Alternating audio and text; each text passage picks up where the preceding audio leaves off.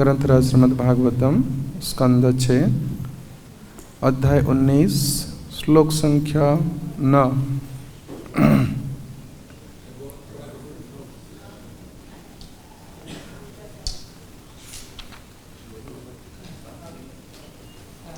सात आठ नौ तीनों एक साथ होगा। तो मैं 7 और 8 नंबर श्लोक मैं स्वयं बोलूँगा और उसके बाद 9 नंबर श्लोक हम साथ में उच्चारण करेंगे।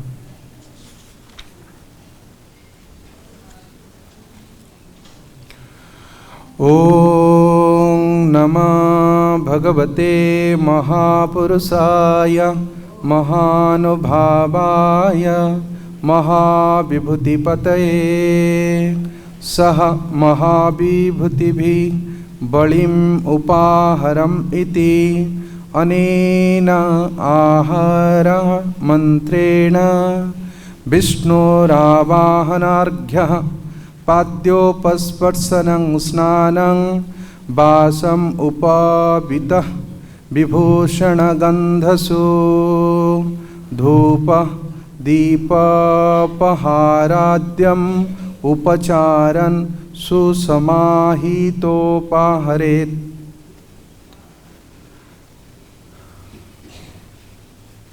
इसके अनुवाद इस प्रकार है। हे 6 ईश्वर से युक्त भगवान विष्णु, आप सर्वश्रेष्ठ भोक्ता एवं सर्वशक्तिमान हैं। हे माता लक्ष्मी की पति, मैं विश्वक्सेन जैसे पार्षदों की संगति में रहने वाले आपको सादर नमस्कार करता हूँ। मैं आपको समस्त पूजा सामग्री अर्पित करता हूँ। मनुष्य को चाहिए कि प्रतिदिन अत्यंत मनोयोग से भगवान विष्णु की पूजा तथा उनकी हाथ पाँव तथा मुख धोने के लिए और स्नान के लिए जल इत्यादि पूजा सामग्रियों से पूजा करते हुए इस मंत्र का उच्चारण करें। ये जो ओम नमः भगवते महापुरुषाय महानुभावाय महाविभूतिपतये, तो ये मंत्र है। इस मंत्र को उच्चारण करने के लिए पहले ये सब सामग्री को आयोजन करके फिर इस मंत्र को उच्चारण करें। उसे चाहिए कि उन्हें वस्त्र, उपवीत, आभूषण, सुगंधि, पुष्प, अगुर तथा दीपक अर्पित करें। और ये मंत्र बहुत महत्वपूर्ण है। श्री विग्रह की पूजा करने वाले प्रत्येक व्यक्ति को उपयुक्त मंत्र और ये जो स्वच्छता को ध्यान देना आवश्यक है। हविषेषं च जुहुयात् अनले द्वादशाहुति। ओम नमः भगवते महापुरुषाय महाविभूतिपतये स्वाहा इति। तो इस प्रकार फिर ये जो मंत्र है पहला लाइन, उस मंत्र को 12 बार उच्चारण करके उस यज्ञ में आहुति डालना चाहिए, घी की आहुति डालना चाहिए। सुखदेव गोस्वामी ने आगे कहा, उपयुक्त समस्त पूजा सामग्री से भगवान की पूजा करने के बाद मनुष्य को चाहिए कि ओम नमः भगवते पुरुषाय महाविभूतिपतये स्वाहा इस मंत्र का जप करे और पवित्र अग्नि में 12 बार की घी की आहुतियाँ दें। अभी 9 नंबर श्लोक हम एक साथ उच्चारण कर सकते हैं। मेरे पीछे बोलिए आप लोग। श्रियं विष्णुं च वरदा वासिसं प्रभवाबभौ भक्त्या सम्पूजयेन्नित्यं जदिच्छेत् सर्वसंपदाः। शब्दार्थ, अनुवाद और तात्पर्य श्रील प्रभुपाद के द्वारा। श्रील प्रभुपाद की जय। मेरे पीछे दोहराइए। श्रियं सौभाग्य की देवी लक्ष्मी, विष्णु भगवान विष्णु को, च तथा वरदो वरों देने वाले, आशीषम आशीर्वाद को देने वाले, प्रभवो साधन, उभवो दोनों, भक्त्या भक्ति से, संपूजयेत पूजा करना चाहिए, नित्यम प्रतिदिन, यदि यदि इच्छेत चाहता है, सर्वसंपदः समस्त ऐश्वर्य। इसका अनुवाद मेरे पीछे बोलिए।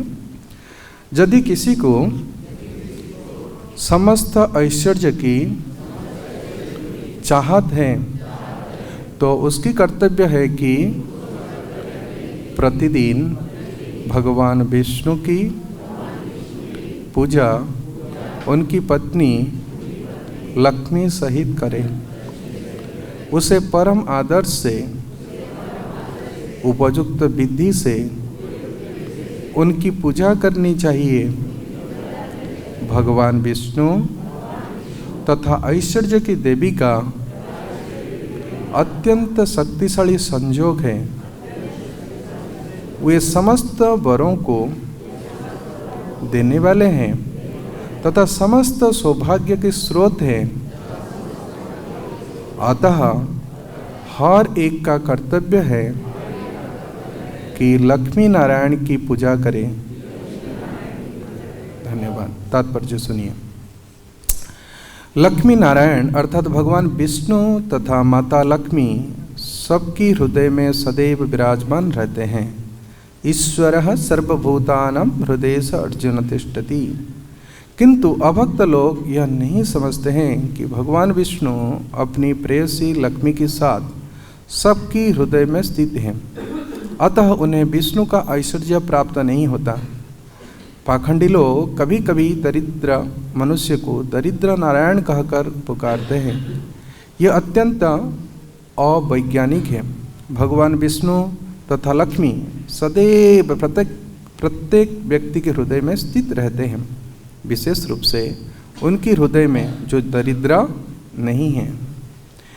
लेकिन इसका अर्थ यह नहीं है कि प्रत्येक व्यक्ति नारायण है। नारायण के प्रसंग में इस शब्द का व्यवहार अत्यंत कुत्सित है। भगवान कभी दरिद्र नहीं बनते, अतः वे कभी दरिद्र नारायण नहीं कहा जा सकते हैं।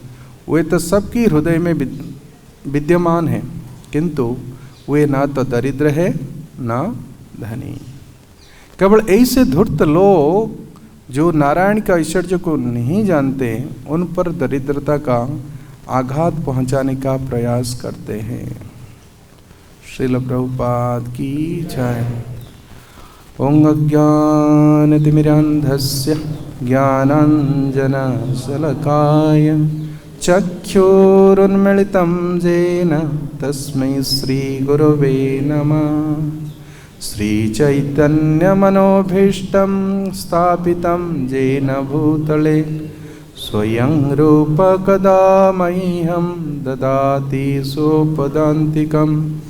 वन्देऽहं श्रीगुरो श्रीयुतापदकमलं श्रीगुरुन् वैष्णवांस श्रीरूपं साग्रजातं सहगणा रघुनाथं नित्वं तं साजिवं साद्वैतं सावधूतं परिजनसहितं कृष्णचैतन्यदेवं श्रीराधा कृष्णपादान् सहगणा ललिता श्रीविशाखानिहंसम्।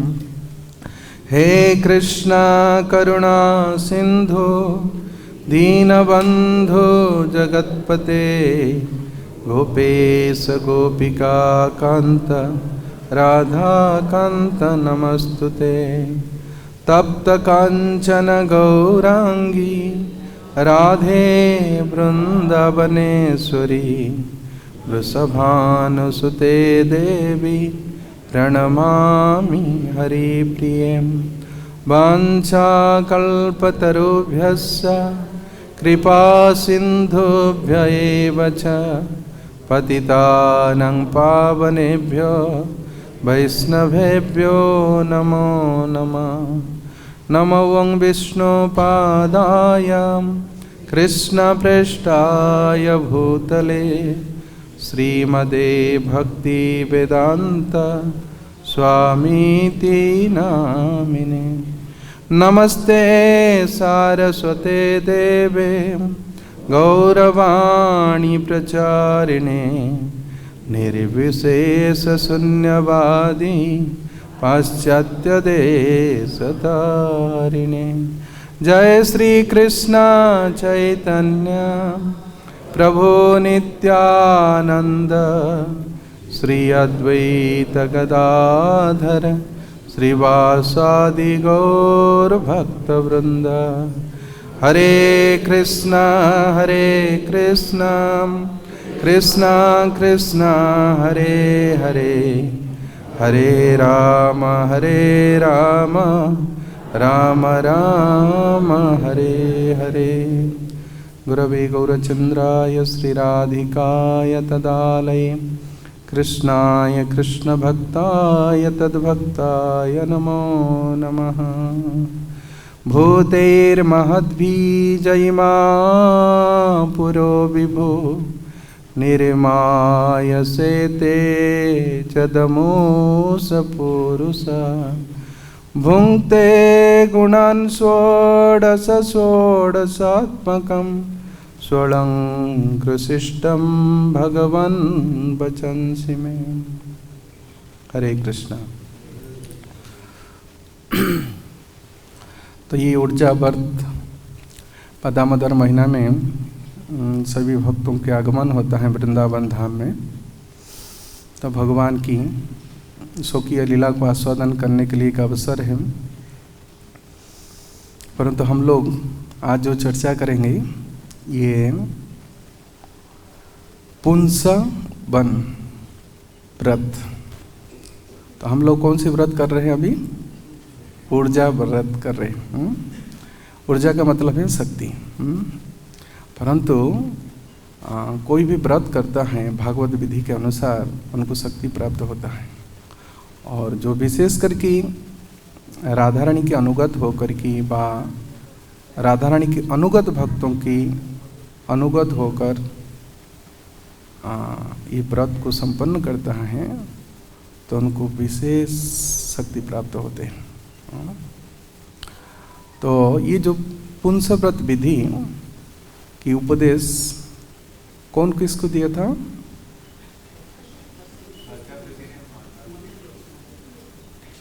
कश्यप ऋषि ने किसको दिए थे? माता दीति को दिए थे। ओके। लेकिन अभी जो प्रसंग चल रहा है 19वां अध्याय, ये उपदेश कौन किसको दे रहे हैं? ये विधि गट, क्योंकि ये जो विधि जो व्रत के जो विधि को कश्यप जी व्याख्या किए, परीक्षित महाराज के मन में और कौतूहल उत्पन्न हुआ। क्योंकि इस व्रत जो है कुछ कामना रख कर के कोई यदि करता है तो इसकी फल तो प्राप्त होगा, उसकी कामना की पूर्ति होगी, परंतु विष्णु भक्ति भी प्राप्त होगा।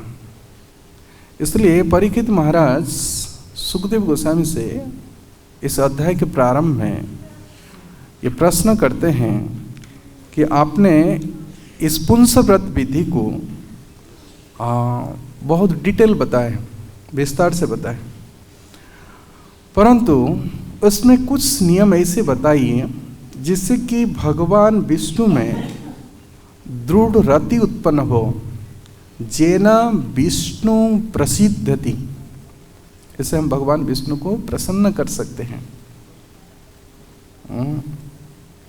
प्रसिद्ध देवेश जगन्निवास, कि विष्णु प्रसन्न हो जाए हमारे ऊपर, हमारी व्रत से, हमारी विधि से, हमारी आचरण से, हमारी निष्ठा से, कि भगवान प्रसन्न हो जाए। और वही भक्ति की अचीवमेंट है। जैन आत्मा सुप्रसिद्धति, भक्ति इस प्रकार करना चाहिए कि सबकी आत्मा स्वरूप भगवान ही प्रसन्न हो जाए। तो भगवान प्रसन्न होने पर सारे जीव प्रसन्न हो जाते हैं। तो इसलिए एक सरल विधि है। हम किस प्रकार आराधना करें, किस प्रकार व्रत की अनुष्ठान करें जिससे कि भगवान प्रसन्न हो जाए। तो हम भी दामोदर अष्टकम में भी गाते हैं, क्या गाते हैं? प्रसन्नता के लिए नमो देव दामोदर अनंत विष्णु प्रसिद्ध प्रभु दुख जलाभिमग्नम कृपा दृष्टि वृष्ट्याति दिनं बतान ग्रहाणे समामज्ञमेधकी प्रसिद्ध। हम लोग ये दुख की अंडम में डूबे हुए हैं, लेकिन हम कभी इस पर सोचते भी नहीं। जलाब्धिमग्नम, ये दुख की समुद्र में हम लोग गिरे हुए हैं। इसलिए जो अपने असहाय अवस्था को नहीं समझ पाता है तो भगवान से वो व्याकुल होकर के प्रार्थना नहीं कर सकता है। तो परीक्षित महाराज की मन में ये स्वतः ये जिज्ञासा उत्पन्न हुई कि जो विधि है, तो बहुत सारे लोग पुत्र प्राप्त करने के लिए इस विधि को अपनाते हैं, परंतु जो वैष्णव विधि है वो वैष्णव विधि के अनुसार यदि कोई साधक उसके अधिष्ठान करता है तो इसके एकमात्र लक्ष्य रहता है भगवान विष्णु को व कृष्ण को प्रसन्न करना है। क्योंकि हमारी धर्म का आचरण है अल्टीमेटली उन भगवान को प्राप्त करना व भगवान को प्रसन्न करना। सभी पुंसः परो धर्म जतो भक्ति अधोक्ष्यते। और वर्णाश्रम अथ पुंभी द्विजश्रेष्ठ वर्णाश्रम विभाग सा स्वनिष्ठितस्य धर्मस्य संसिद्धि हरितोषणम। हरि को संतुष्ट करना ही हमारे सारे वर्णाश्रम विधि का आचरण का एकमात्र उद्देश्य है। परंतु साधक यही सोचता है ये करूँगा तो मैं कर्म बंधन से मुक्त हो जाऊँगा, ऐसे करूँगा तो मैं अपनी इच्छा को पूर्ति कर सकता हूँ। लेकिन शुद्ध भक्त इस प्रकार कभी कामना नहीं करता है। तो इसलिए इस महीना में ये जो ऊर्जा व्रत चल रहा है, इस ऊर्जा व्रत के साथ भी ये व्रत किया जाता है। इसलिए कहते हैं शुक्ले मार्ग सिरे पक्षी। इस व्रत को शुरुआत नवंबर दिसंबर में किया जाता है। नवंबर महीना चल रहा है।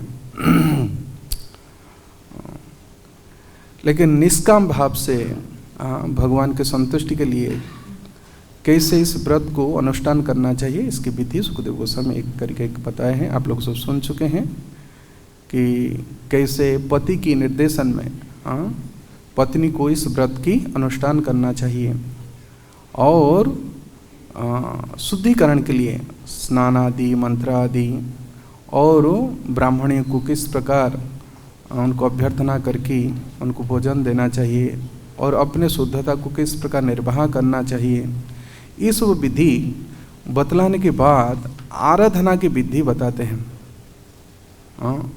क्योंकि कोई भी व्यक्ति आराधना तभी तक नहीं करता है जब तक उसके अंदर कोई इच्छा ना हो सामान्य। इसलिए कहते हैं अकाम सर्वकाम मुख्य काम उदारधि तीव्रेण भक्ति जोगेन जजेत पुरुषः परम। परम पुरुष की इस प्रकार आराधना करना चाहिए। यदि अकाम भी हो, कुछ कामना भी ना हो, फिर भी कर सकते हैं। सर्व काम सब प्रकार की कामना हो, भुक्ति मुक्ति सब प्रकार की इच्छा भी हो, सिद्धि कामी भी, सबको कामी कहा जाता है। लेकिन परम पुरुष की आराधना करना ये अनिवार्य है। ये शास्त्रोक्ति है।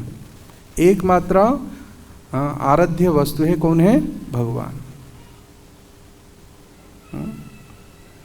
आराध्य भगवान ब्रजेश तनय, वही वास्तविक आराध्य है। आराधनानम सर्वेशम विष्णु आराधना परम। सर्वश्रेष्ठ आराधना है विष्णु व कृष्ण की आराधना है। तो जो वैष्णव हैं, जो शुद्ध भक्त हैं, जो पर और अपर की ज्ञानता हैं, सार को जानने वाले हैं, वो इस विधि को खुद आचरण करते हैं और दूसरे को शिक्षा देते हैं। तो सुखदेव गोस्वामी जैसे महानुभाव तो इस विधि को वो यथारूप से वो पालन किए हैं, आराधना किस प्रकार की है। और वे परीक्षित महाराज को बता रहे हैं कि मंत्र, जैसे हम कहते हैं मंगलाचरण में 3 विभाग होता है। क्या क्या होता है? वस्तु निर्देश, प्रणाम और आशीर्वाद। तो इसी प्रकार किसको हम आराधना करते हैं वो मंत्र में है, उद्दिष्ट है। जैसे हम प्रार्थना करते हैं, हे कृष्ण करुणा सिंधु दीनबंधु जगतपते गोपेश गोपिका कांत राधा कांत नमस्तुते। मैं नमस्कार पूर्वक आपकी आराधना करता हूँ। किसकी आराधना करता हूँ? कृष्ण की। कौन है कृष्ण? न करुणा सिंधु दीन बंधु, हे दीन बंधु, दिनों की बंधु है, करुणा के सिंधु है। और गोपेश और गोपिका कांत, गोपियों की कांत है। तो विशेष लक्षण के द्वारा, विशेष विभूति के द्वारा, गुण के द्वारा हम उन भगवान को, उन विशेष महिमा युक्त पुरुष को हमको आराधना करना चाहिए उनके गुण के साथ। तो इस प्रकार ये मंत्र में ये कहा गया है हम किसकी आराधना करना चाहिए। तो सुखदेव गोस्वामी कह रहे, ओम नमः भगवते महापुरुषाय वंदे महापुरुषम। जिनको हम वंदना करना चाहिए कौन है? महापुरुष कौन है? जब सभी पुरुषों का नियंता है तो महापुरुष है। विशेष करके चैतन्य चरितामृत में महापुरुष के लक्षण बतला गया है ना? कितने लक्षण है उनकी? 16 लक्षण है महापुरुष की। वंदे महापुरुषते चरणारविंदम। उनकी शरीर का अंग कितने हर्ष होता है, कितने दीर्घ होता है, कितने लघु होता है, ये सब वर्णन है चैतन्य महाप्रभु के अवतार के विषय में, कि कैसे हम समझना चाहिए कि भगवान के अवतार है, वह का विशिष्ट शक्ति संपन्न पुरुष है। महापुरुष के लक्षण बतला गया। तो कहते हम इस प्रकार, हम इसको पूरा व्याख्या नहीं कर सकते मंत्र को, क्योंकि हमारा जो ध्येय वस्तु है कि किस प्रकार हम लक्ष्मी और नारायण की आराधना करना चाहिए। महापुरुषाय महानुभावाय महाविभूति पतये। तो विभूति जो किसके पास है, जिसको हम दूसरे अर्थ में कहते हैं ऐश्वर्य। विभूति, विभूतिपति हैं भगवान नारायण, 6 ऐश्वर्य से युक्त है। हमारे भगवत गीता में एक अध्याय है विभूति योग, और भगवान कहते हैं जो मेरी विभूति को जान लेता है वही दृढ़ता में मेरी भक्ति को संपन्न करता है। एताम विभूति योगं चम जेन मांग उपजान्ति ते एसं विभूति योगं तम स अभिकल्पेन योगेन चुज्यते नात्र संशय। इसमें कोई शंका नहीं है, no doubt. He will execute my unflinching devotional service. दृढ़ भक्ति, इसलिए विभूति को जानकारी दे करके भगवान कहते हैं मामेकं शरणं व्रज। 10वां अध्याय में है ना विभूति योग। और अर्जुन भी प्रश्न किया 11 चैप्टर में, आप कौन हैं जो मेरे सामने आप ऐसे ऐश्वर्य को प्रकट किए, आप है कौन? भगवान 10वां अध्याय में बता दिए थे, ये तो छोटे से मेरे अंश हैं। जद जद विभूति मत सर्वम श्रीमद ऊर्जित एव वा तत्तदेवावगच्छत्वम मम तेज अंश संभवम। मेरे छोटे से का अंश है, इतना क्यों आप जानना चाहते हैं? अथवा बहुने तेन किं ज्ञान तेन तवा अर्जुन विष्टभ्यं अहं यदं कृष्ण एकांशेन स्थितो जगत। एक छोटे से अंश के द्वारा इस भौतिक प्रकृति में जुड़ता हूँ, लेकिन मेरी पूर्ण प्रकृति है मेरी नित्य धाम में है। परंतु इस विभूति के द्वारा एक लक्षण बतलाया, सूचना दिया कि मेरे स्वरूप कैसे। क्योंकि हर व्यक्ति ऐश्वर्य से ही आकृष्ट होते हैं। ये सामान्य व्यक्ति हैं, हाँ, उनको कोई इतना पूछता नहीं है। सामान्य भक्त जब उनको कोई पोस्ट मिलता है तो सब लोग हाथ जोड़ते हैं, है कि नहीं? सामान्य एक व्यवहार है। हमारे भक्त लोग पे ऐसे सोचते हैं। हम कोई नाप नहीं पाते उनके पास क्या गुण है। इसलिए कहते हैं चमत्कार को नमस्कार।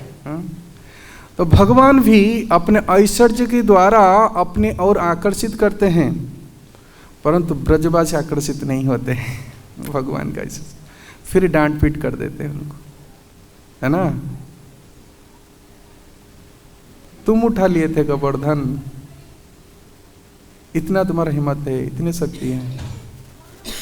वो कहते कि जो सुदामा ने तुमको माखन खिलाई थी और राधारानी की कृपा थी और गोप बालक ने सब लाठी लगाए थे। तो वहां ऐश्वर्य दिखलाने के बाद भी ब्रजवासी विश्वास नहीं करते। माँ को विश्वरूप दिखलाने के बाद भी माँ की बुद्धि टस की मस नहीं हुई, क्योंकि वो ऐसे ही भक्ति की उच्चतम स्थिति में पहुंच गए हैं। उनके लिए ऐश्वर्य आवश्यक नहीं है, लेकिन जो साधारण साधक हैं, अभ्यास कर रहे हैं, उनके लिए ऐश्वर्य की आवश्यकता है। हाँ, ऐश्वर्य से भगवान आकर्षित करते हैं। इसलिए भगवान का नाम है कृष्ण, सर्व आकर्षक, इज द ऑल अट्रैक्टिव। सबको, स्थावर जंगम सबको आकर्षित करते हैं। तो कह रहे कि ये विष्णु, ये जो महाविभूति है, किसके नाम कह रहे हैं कि विष्णु आवाहनम अर्घ्यम,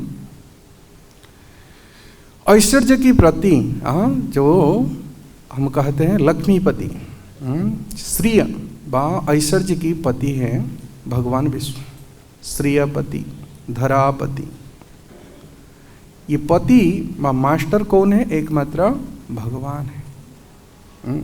हम तथाकथित जो पति का पोजीशन लेते हैं वो वास्तविक हमारा पति नहीं है, वो हमारे प्रोटेक्टर नहीं है, वो हमारे पालन करने वाला नहीं है।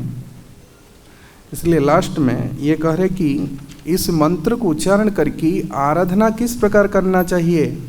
तो श्रीयम विष्णुम च वरदौ। आप लोग कुछ वर चाहिए?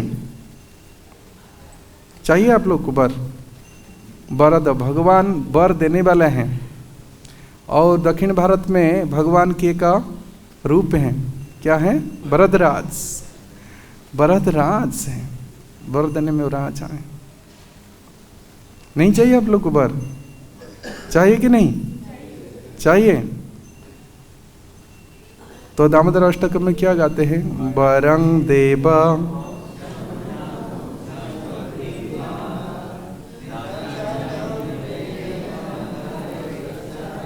इसका अर्थ समझते कि नहीं? न चाह, मैं चाह नहीं करता हूं, आप लोग सब चाह करते हैं।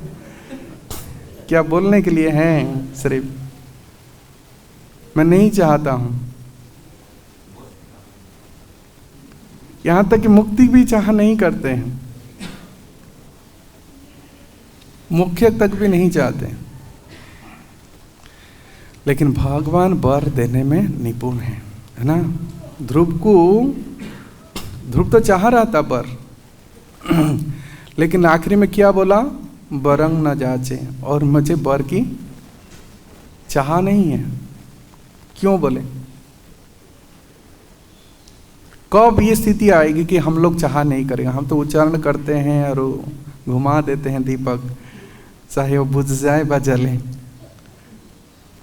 परंतु प्रार्थना तो करते हैं ना कि मुझे वर नहीं चाहिए। लेकिन ये स्थिति कब आएगी? ध्रुव महाराज की कब आई ये स्थिति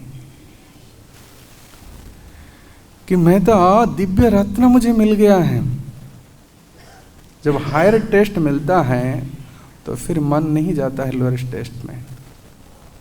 रसवर्जम रसप्यासम परम दृष्ट्वा निवर्तते।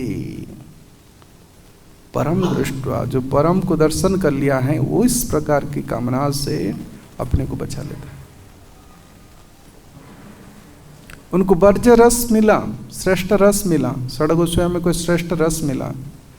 त्यक्त्वा तूर्ण अशेष मंडलपति श्रेणिं सदा तुच्छवा भूत्वा दीन गणेश कौ करुणया कोपी न कंथाश्रितो गोपी भावरसामृतावधि लहरी कल्लोलमग्नमुहो वन्दे रूप सनातनो रघुजुगो श्रीजीव गोपालको। की स्थिति में त्याग किए? गोपी भावरसामृतावधि लहरी। उस समुद्र में वो गोता लगा देते हैं, उस रस में वो गोता लगाएं। और ये सब गड्ढा में क्या आवश्यकता है?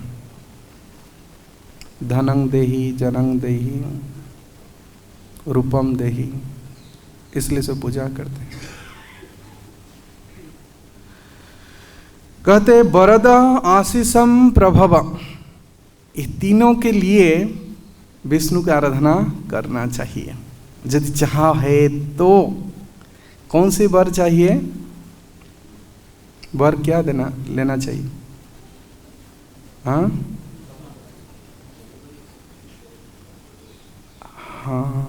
क्या वर है? भवतार अहेतु की भक्ति, ये वर। और चाह नहीं है, भवता अहेतु की भक्ति, यही चाह है। और किस प्रकार पूजा करना चाहिए? भक्त्या और नित्यम संपूजयेत, नित्य करना चाहिए और भक्ति के साथ। कभी कभी दूसरे मंदिर में हम देखते, सनातन धर्म मंदिर में पुजारी जी बहुत जोर से घंटी बजाते हैं, और क्या होता है, छोटा छोटा जो सफ़ेद सफ़ेद होता है चीनी जैसे, मिश्री रख करके चल जाते हैं।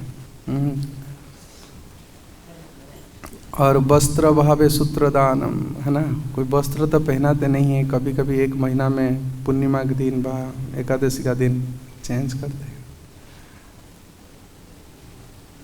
लेकिन वो भक्ति नहीं है, भक्ति नित्य होना चाहिए। और किसको इस प्रकार करना चाहिए? कहते यदिच्छेत सर्व संपदा, यदि आपको सारे संपत्ति को प्राप्त करने की इच्छा है, चाह है, कौन सी संपत्ति चाहिए आपको?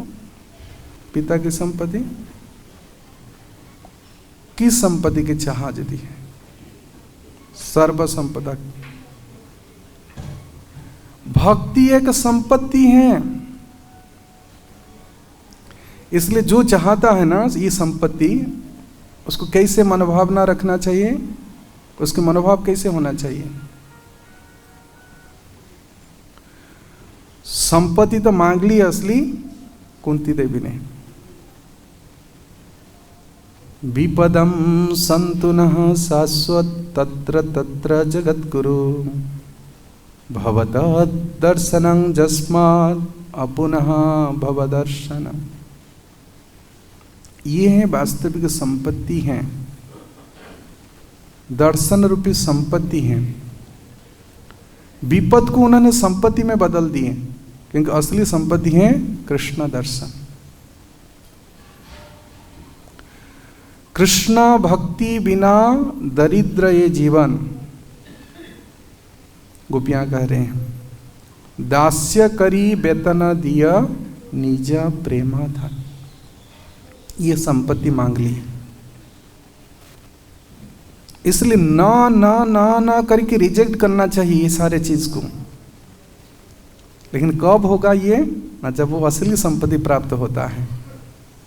वृत्तासुर को प्राप्त हुआ, उन्होंने कहा ननाक पृष्ठम न च पारमेष्ट्यम न सार्वभौमम न रसाधिपत्यम। ये सब मुझे नहीं चाहिए, नहीं चाहिए, नहीं चाहिए। क्या चाहिए वास्तविक? मनः स्मरेतासु पति गुणस्ते। जब भगवान की गुण लीला मन में स्मरण होगा तो फिर इसको हम त्याग कर सकते हैं। न धनम न जनम न सुंदरी कविता, ये सब न करके फिर कहते हैं जगदीश काम है, यही एकमात्र कामना है।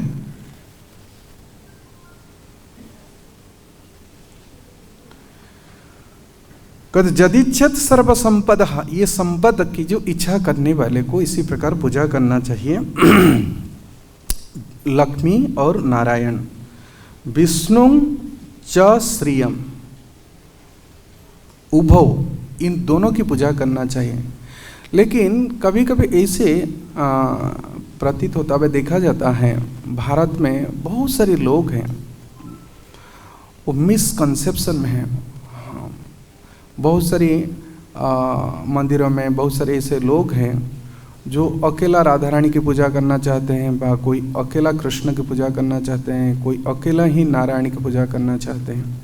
जैसे हम लोग महाराष्ट्र में 99 में पद यात्रा कर रहे थे, तो मैं जब ट्रेन में पहुंचा तो ऑटो वाला मुझे कहा कि मैं पहुंचा दूंगा, मैं जानता हूं आपका रथ है।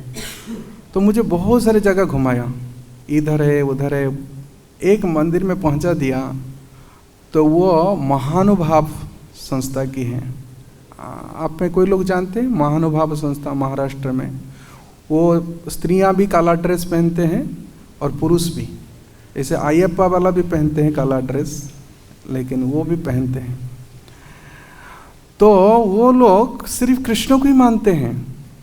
तो हम देखा साड़ाग्राम पूजा कर रहे थे और मैं विशेष कुछ उनसे जिज्ञासा नहीं किया, लेकिन जब मैं बुक लेके गया एक ऑफिस में तो उन्होंने देखा जो हमारे एक कृष्ण भवनामृत प्रबोधिनी है, जिसमें चैतन्य महाप्रभु बीच में है और दोनों तरफ राधा और कृष्ण है ना। और मेरे पास था कृष्ण बुक था और भगवत गीता था और इसे छोटे पुस्तक कुछ था। तो था बड़ा ऑफिसर था, उन्होंने क्या ये कौन है? पहले तो वो कृष्ण बुक में देखा राधा कृष्ण को, उन्होंने कहा ये इलीगल बुक है, इस पर हम केस कर सकते हैं। बहुत बड़े बड़े बात किया। मैं क्या आपका ये हो गया, आप थोड़ा शांति से समझिए कि आप सूर्य को मानते हैं ना, हाँ, और उसकी रोशनी नहीं है। रोशनी किसका है? सूर्य के है कि ना अलग से आ रहा है? तो भक्ति विनोद ठाकुर ये स्टेटमेंट दिए हैं, है ना। हम यदि माने सूर्य को मानते हैं और रोशनी को नहीं मानते, ये अर्थ को कूट न्याय है। हम बहुत समझाने के बाद भी कहा, बहुत समय तक उनके साथ आर्गुमेंट हुआ और रेफरेंस भी दिया। कहता नहीं ये सब मनगढ़ंत बात है, आप लोग सब लिख लिए हैं। चलो कुछ महाराज आप आए हैं, मैं आपको खाली हाथ में भेजना नहीं चाहता हूँ, चलो गीता दे दीजिए, क्योंकि उसमें कृष्ण राधा रानी का फोटो नहीं था, कृष्ण अर्जुन का था। यही मानता हूँ मैं, जो भी है आपका कल्याण होगा, ये पुस्तक लीजिए। तो 3 गीता ले लिया। तो फिर उस मंदिर में हम जहाँ जहाँ से जाते थे तो ये लोग यही मानते थे कि कृष्ण को सुप्रीम मानते हैं, परंतु उनकी शक्ति को नहीं, राधा रानी को नहीं, लक्ष्मी को नहीं। तो इस प्रकार जो भावना है वो राक्षसी भावना है। आप लोग जानते हैं जब रावण आया था तो किसको माना उन्होंने? सीता को चाह की, लेकिन राम की चाह नहीं थी। था क्या? नहीं था। तो एक पक्ष विचार है। और उनका बहन का और उल्टा विचार है। वो किसको चाह कर रही थी? हाँ, राम को चाह कर रहे थे, लेकिन सीता से नहीं। लेकिन दोनों की दुर्गति हुई कि नहीं? आप विचार कीजिए। इनके नाक कान कट गया और उसका सर उखड़ गया। 10। तो यही स्थिति है। तो परम पूज्य राधावंत महाराज बता रहे थे उनके गांव में गुरुड़ा में मैं उनकी मंदिर में जो पीछे था, तो महाराज ऐसे सवेरे बात करते करते बोले कि इनकी जो घर हैं कि एक बार वो आया था, महाराज से मिला और प्रणाम किया। कहते ये व्यक्ति जप कर रहा है, लेकिन वो जब भक्ति नहीं किया था तो मेरे पास आया और रो करके आया। तो मैं पूछा क्या हो गया आपका? बोला हमारी लक्ष्मी जी चल गई। ये सचमुच लक्ष्मी चल गई और नारायण रो रहे हैं। उनकी पत्नी का वियोग हो गया और वो रो रहे थे। तो महाराज कह के देखो, लक्ष्मी चल गई और नारायण रो रहे हैं। मतलब उस समय नहीं बोले उनको, महाराज जाने के बाद मुझे बता रहे थे कि ऐसे घटना हुई थी 2-3 साल पहले। तो लोगों का ऐसी भावना है, तो लोग भी कहते ना ये गृह लक्ष्मी है, और लक्ष्मी पूजा भी शुरू करते हैं, लेकिन नारायण को नहीं रखते हैं। दुर्गा पूजा भी चलता है दिल्ली में, पंजाब में जागरण होता है ना। वो लोग शिव जी को नहीं रखते, केवल माँ की पूजा है, शक्ति रूपेण संस्थिता। लेकिन ये जो शक्ति है वो शक्तिमान के अधीन है। इसलिए जो अर्ध कुकुट न्याय में वशवर्ती भावना है वो साधक को सिद्धि प्रदान नहीं कर सकता है, बल्कि उनकी दुर्गति हो सकती है। इसलिए आचार्य लोग ने ये सब एस्टैब्लिश किए हैं। महाजन जैन गतस्य पंथा, वीर राघव आचार्य हैं, बंशीधरी हैं, तो ये भागवतम के टीका में ये दिए हैं कि लोगों की इस प्रकार भावना को दूर करने के लिए, सबके अंदर तो है कि ईश्वर की हम भक्ति करें, लेकिन वो विधि नहीं जानते। अविधि पूर्वकम न स सिद्धिम अवाप्नोति न सुखम न पराम गतिम। जो शास्त्र विधि के अनुसार आराधना नहीं करता है, जो शास्त्र विधि उत्सृज्य वर्तते कामकारत न स सिद्धिम अवाप्नोति न सुखम न पराम गतिम। सुख भी नहीं मिलने वाला है, अब परागति क्या मिलेगा आप बताओ। तो दूसरे स्कंद में भी परीक्षित महाराज को सुखदेव गोस्वामी उपदेश दे रहे हैं कि यदि आपकी ऐश्वर्य की इच्छा है तो किसकी पूजा करना चाहिए? वसु कामा वसुन जजेत। 2:3:3 दूसरा स्कंद की 3रा अध्याय का 3रा श्लोक। वसु कामा वसुम जजेत। और विवाह वसु, यदि आपको तेज प्राप्त करना है, शक्ति प्राप्त करना चाहिए, विवाह वसु मतलब अग्नि की पूजा करना चाहिए। और कोश काम प्रचेतसम, यदि बैंक बचत करना चाहते, बढ़ाना चाहते हैं ट्रेजरी को, तो प्रचेतसम मतलब प्रचेतसम मतलब वरुण जी की पूजा करना चाहिए। वो स्वर्ग के ट्रेजरर है।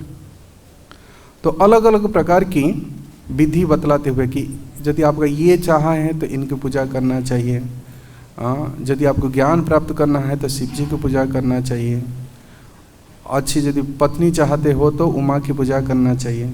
सब विधि सब दिए हैं। यदि आप रोग से मुक्त होना चाहते हैं, सूर्य की पूजा करना चाहिए। फिर लास्ट में वो बोले कि जजते पुरुषः परम, भगवान परम पुरुष की आराधना करना चाहिए। और पहला स्कंद की शायद 27वां अध्याय, थोड़ा इसको दिखाइए। पहला स्कंद 2रा अध्याय। रजस्तमः प्रकृतयः समशीला जजन्ति वे पितृभूतः पतिन्नैथन श्रेय ऐश्वर्य प्रजेस्व। तो कहते हैं कि रजस्तम प्रकृतयः, जो रजगुणी और तमगुणी हैं वो क्या करते हैं? न अन्य देवताओं की पूजा करते हैं। तस्या आराधना मीहते लभन्ते च ततः कामान मयेव विहितानि तान्। क्या है वो श्लोक? क्षिप्रम ही मानुष लोके,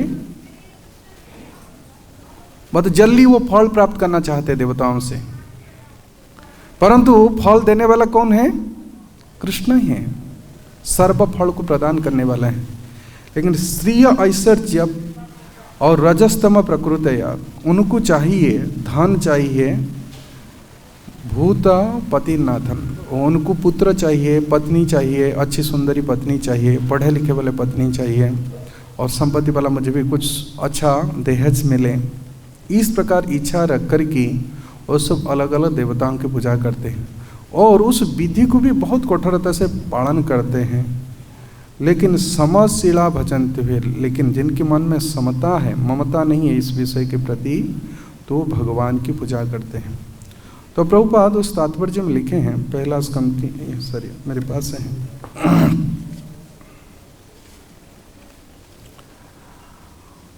मुमुख्य व घोर रूपान हित्वा भूतपतिन्नथ नारायण कला संता भजंती अनसूयवः। पूर्ण पुरुषोत्तम भगवान श्री कृष्ण जो विष्णु कोटि के रूप में मूल रूप हैं, वे दो भिन्न कोटियों में अपना विस्तार करते हैं, पूर्ण या समग्र अंश तथा भिन्न अंश। भगवान द्वारा शक्ति प्रदत्त सारे देवता भी भिन्नांश हैं, वो विष्णु तत्व की कोटि में नहीं है।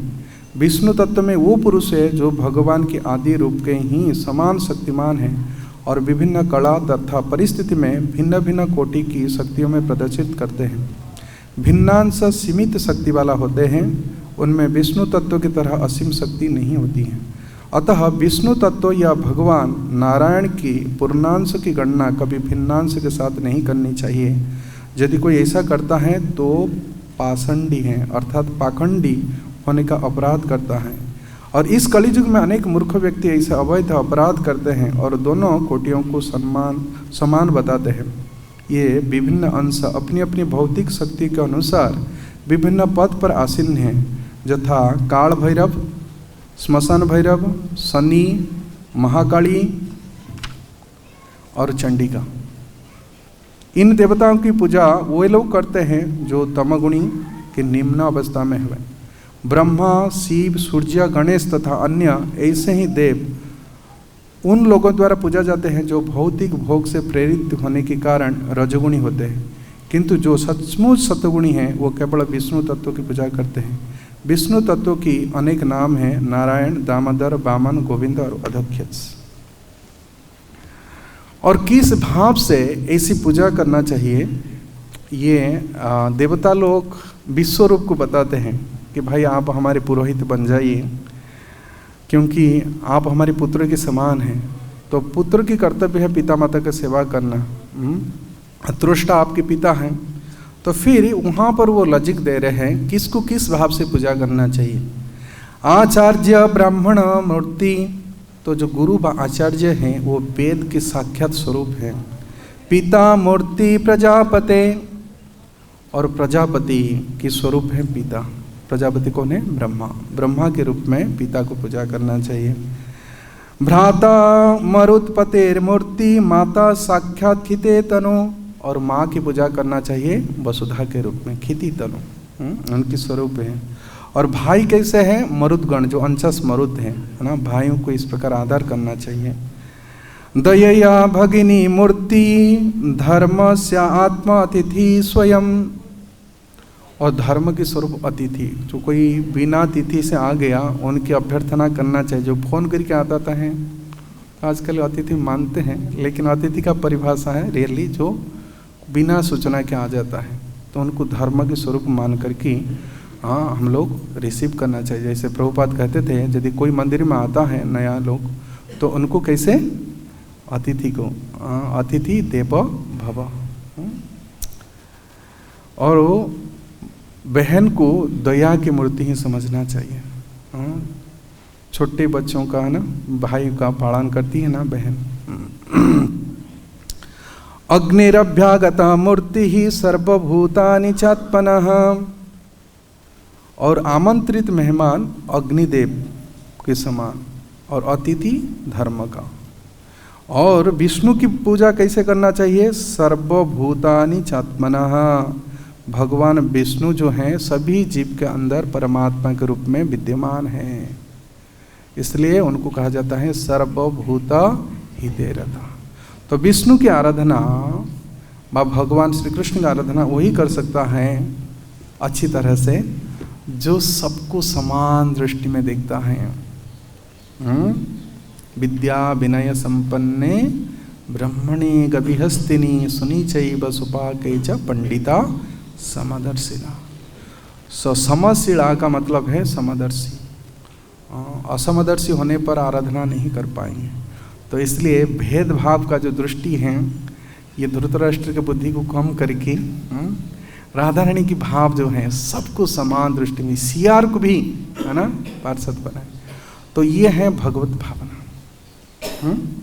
तो इस भावना को जागृत करने के लिए वास्तविक श्रीमद् भागवतम है भक्ति भवती नैष्टिकी। और सुखदेव गोस्वामी इसकी व्याख्या कर रहे हैं, जो राधा रानी का निज पार्षद है, संगी है। तो इसके साथ हम अपने वाणी को विराम देंगे। तो क्वेश्चन तो नहीं ले सकते क्योंकि आप लोग का प्रसाद के लिए बहुत तीव्र लालसा हो गई। तो सबको बहुत बहुत धन्यवाद, सबको शुभकामनाएं। जय श्री श्री राधा दामोदर की जय, श्री श्री ग्रंथराज श्रीमद् भागवतम की जय, श्रील प्रभुपाद की जय, निताय गौर हरि प्रेमानंदे हरि हरि।